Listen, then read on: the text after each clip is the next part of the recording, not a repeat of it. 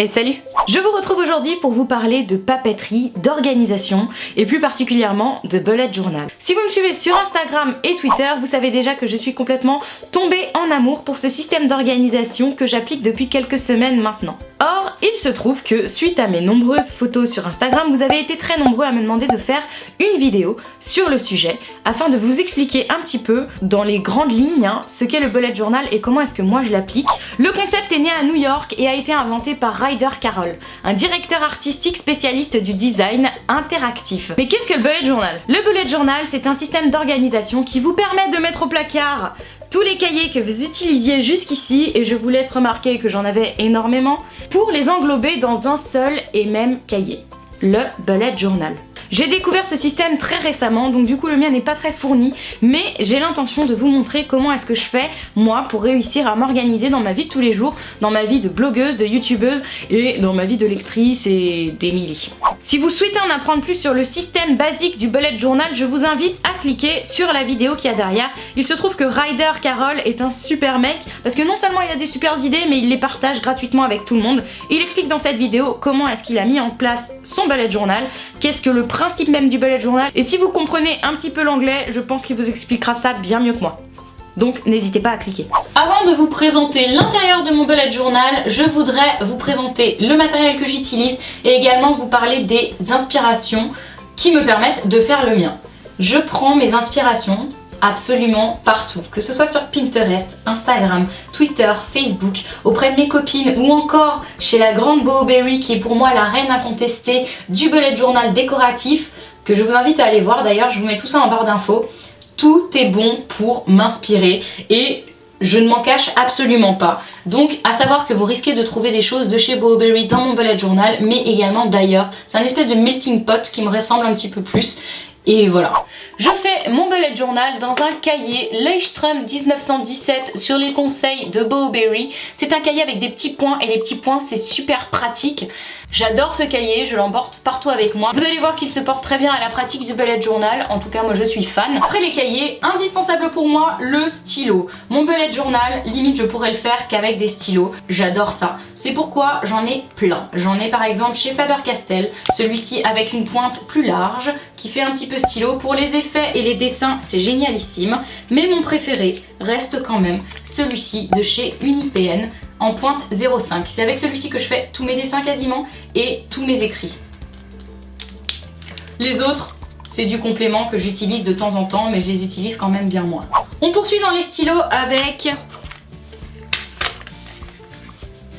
mes stylos de couleur qui sont les mêmes qu'utilise Bowberry. Donc c'est des 0,3 mm qui me permettent de faire tous mes codes couleurs et dégayer un petit peu mes pages. Voilà, ça c'est mes indispensables. Avec ces trois choses là, je fais mon bullet, quasiment. Enfin, parce que j'aime beaucoup dessiner, de temps en temps il m'arrive d'utiliser mes feutres. Donc là c'est des Stabilo Pen 68 que j'aime énormément et que j'utilise très fréquemment, que j'ai depuis longtemps. Mais il m'arrive également de ramener des éléments décoratifs avec des post-it plutôt sympathiques ou des masking tape. Alors pour ceux qui ne le savent pas, les masking tape c'est des rubans adhésifs en fait avec des petites illustrations dessus et c'est pas mal pour la déco, moi j'aime beaucoup.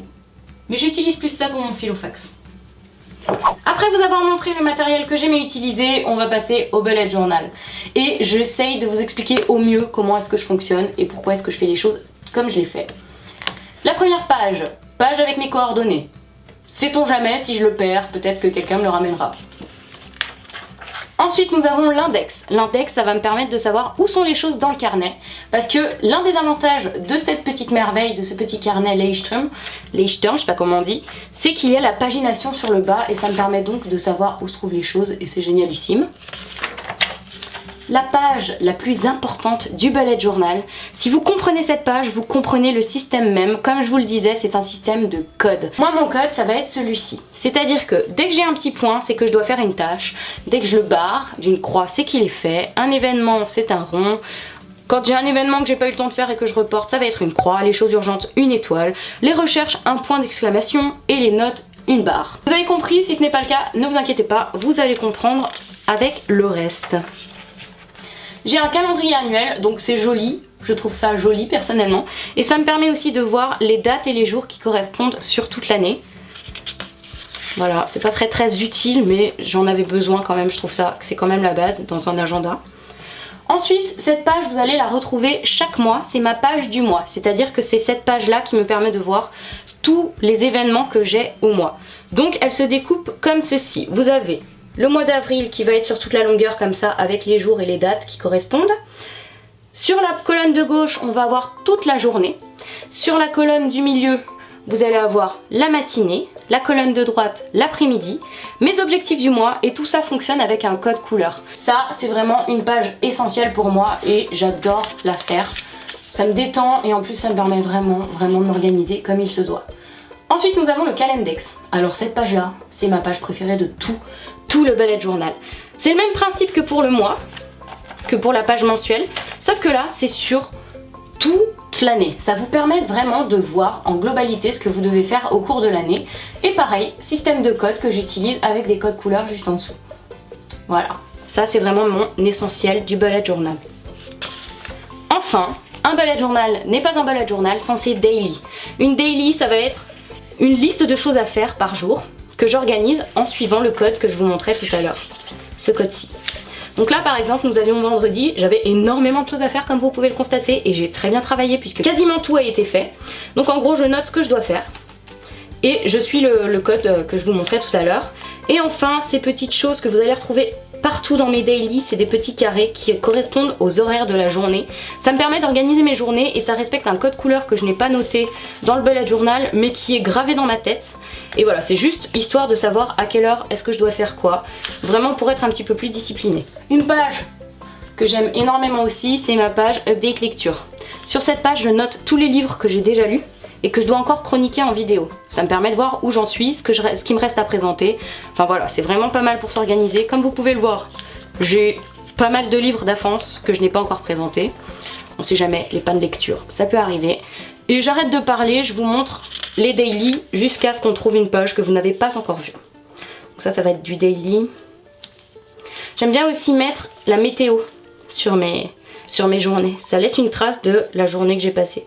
Par exemple, là il faisait très beau, il faisait très beau, il faisait très beau, voilà. Vous comprenez quoi?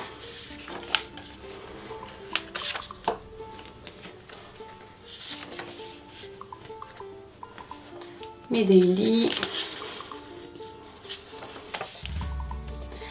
À chaque fin de mois, je fais mes moments marquants du mois. Ça me permet vraiment de garder encore une fois une trace de tout ce que j'ai fait au cours du mois et ce que j'ai préféré faire. Là par exemple, au mois d'avril, j'avais énormément de rencontres à animer pour des salons du livre en tout genre. Et vous voyez, j'ai tout noté comme ça. Je sais ce que j'ai fait au mois d'avril. On part ensuite sur le mois de mai. Encore une fois, la page du mois pour me permettre de m'organiser dans le mois. Vous avez ensuite mes moments marquants que cette fois-ci j'ai mis en début de mois. Et mes idées de vidéos. Ça, c'est une nouveauté. Ça va être ma page pour les vidéos. Cette page me permet de m'organiser au niveau des vidéos. Et chaque petit logo que vous voyez là correspond à une activité que je dois faire en rapport avec elle. Par exemple, là, ça veut dire tournage, montage, miniature, programmation sur YouTube, mise en ligne sur YouTube. On a ensuite le partage des réseaux sociaux avec Facebook, Twitter et Instagram. Et je remplis ça comme ça. En fait, je vais mettre le titre de la vidéo et je mets un petit point à chaque fois que j'ai fait les choses en dessous des petits logos en conséquence. Ça, c'est super pratique pour faire les vidéos, je vous assure. Au moins, je sais où j'en suis. Ensuite, nous avons le tracker. Donc là, c'est le tracker du mois de mai. Un tracker, c'est une page qui va nous permettre de faire des activités qu'on a envie de faire bien et correctement tous les jours. Donc moi, j'ai fait en fonction de ce que j'ai envie de faire de manière plus stricte. De lire, d'écrire, de m'occuper de mes réseaux sociaux, donc de tweeter, de faire des photos pour Instagram, de m'occuper de mes mails, de Facebook, du blog, mais également des vidéos, de ma chienne Inca, oui, et enfin de mes cheveux, bah oui, quand on a des cheveux comme les miens, on est obligé. Et en fait, à chaque fois que je fais quelque chose par jour, je mets un petit point. On repart sur les daily. Les daily. Voilà.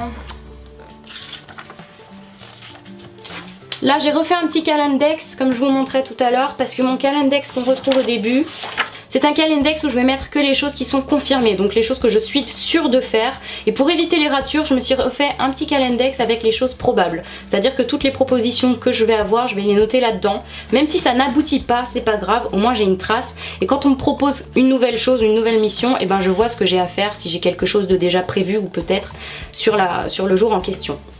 On repart sur les daily. Les daily.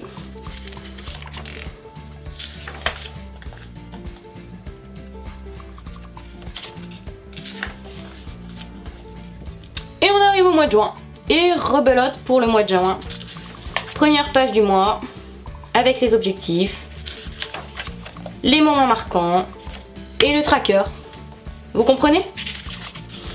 Et enfin, les daily. Et aujourd'hui, nous sommes le vendredi 3 juin et je suis en train de vous faire cette vidéo, donc c'est pas encore terminé quoi.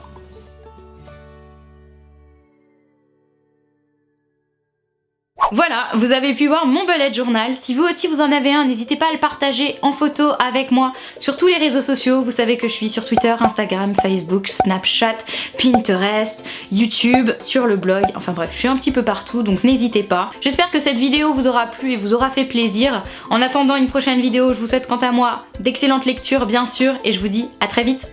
Salut!